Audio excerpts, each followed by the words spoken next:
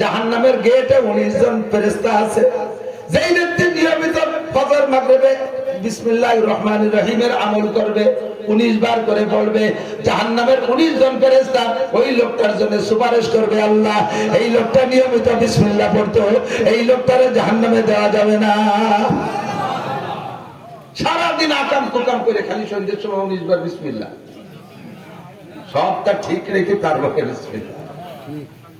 ফজর মাগরিবে আল্লাহুম্মা আজিরনি মিনান নার 7 বার পড়লে, ফজরে পড়লে মাগরিব পর্যন্ত মারা গেলে বিনা হিসাবে কবর আযাব মাফ। মাগরিবে পড়লে ফজর পর্যন্ত রাতের ভিতরে মারা গেলে কবর আযাব মাফ। আর নামাজ কালাম না পড়ে বিড়ি খায় আর আল্লাহুম্মা আজিরনি মিনান নার, সুফা ঘষা ফেলাতে তাপ লাগে বাটপার কথা বল না কেন?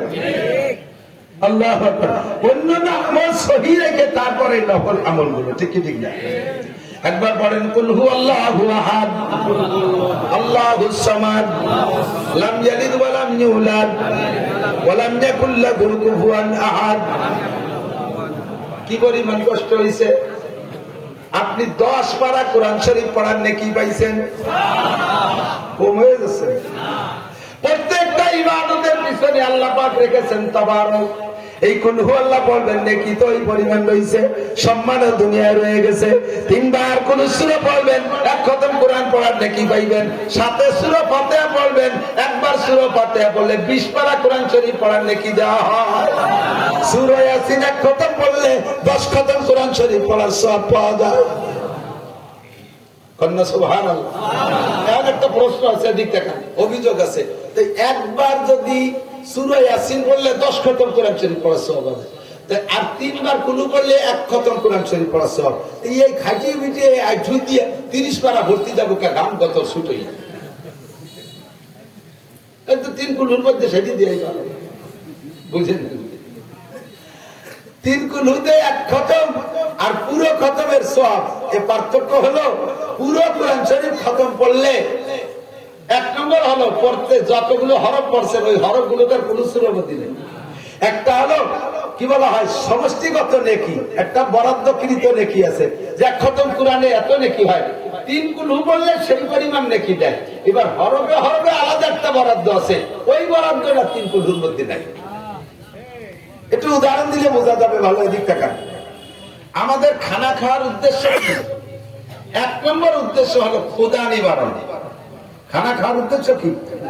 ক্ষুধা নিবারণ না। এখন এই ক্ষুধা নিবারণ করার 2টা পদ্ধতি আছে। একটা হলো ইলিশ মাছ, কই মাছ, শৈল মাছ, চাই মাছ, কল্লা মাছ, আইল মাছ, বল মাছ ইত্যাদি মাছ। এরপরে 3-4 প্রকার গোশ, 5-6 প্রকারের পিঠে, এরপরে 5-6 প্রকারের ফল, তারপরে রসমালাই, রাজভোগ, মালভোগ, সন্দেশ সন্দেশ ইত্যাদি পেট ভরে খাইলে পেট ভরে খিদে নিবারণ হয়, ঠিক না? আর একটা হলো মেডিকেল সায়েন্সের ডাক্তাররা আবিষ্কার করছে, ক্যাপসুল বানাইছে। একটা ক্যাপসুল খালি 24 ঘন্টার মধ্যে খিদে লাগে না। এক ক্যাপসুলই 24 ঘন্টা খিদে লাগে না। দেখেন, 1 ক্যাপসুল খাইলে 24 ঘন্টা খিদে লাগে না, খিদে নিবারণ হয়। কিন্তু এই রকমারি খানার যে মজা, একই ক্যাপসুল খালি বোঝা যায় না। এই যে বুঝতে হলে রকমারি খানা খাওয়া লাগে। 3 কুলুতে আপনার খিদে মারে, এটা ঠিক। তবে 30 পারা কোরআন শরীফ পড়লে যে মজা আর হরফে হরফে নাকি, এইটা পড়া ছাড়া এইটা অর্জন হয় না, ঠিক না? পরিশ্রম কম। আর এদিক থাকেন, আপনারা পাবলিকদের আছে না, কোরআন শরীফ পড়তে পারেন? পাবলিক কিরা কিরা একটু হাত দেখাবেন। কোরআন শরীফ পড়তে পারেন, দেখে দেখে কোরআন শরীফ পড়তে পারেন পুরো 30 পারার যে কোনো জায়গায়।